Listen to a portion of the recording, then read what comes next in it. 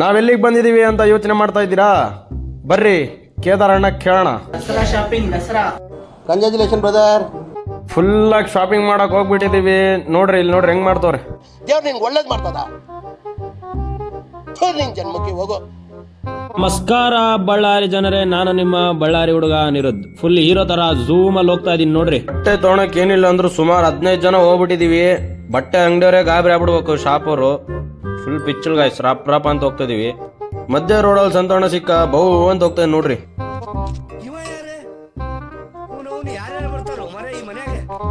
ಸೀದಾ ಬಂದ್ವಿ ನಾವು ಝೀಕೋಡ್ ಮಾಲ್ಗೆ. ನೋಡ್ರಿ ಬಟ್ಟೆ ತಗೊಳಲ್ಲ ಅನ್ಕೊಂತಾನೆ ಒಂದ್ ಜೊತೆ ಬಟ್ಟೆ ತಗೊಂಡ್ಬಿಟ್ಟೆ.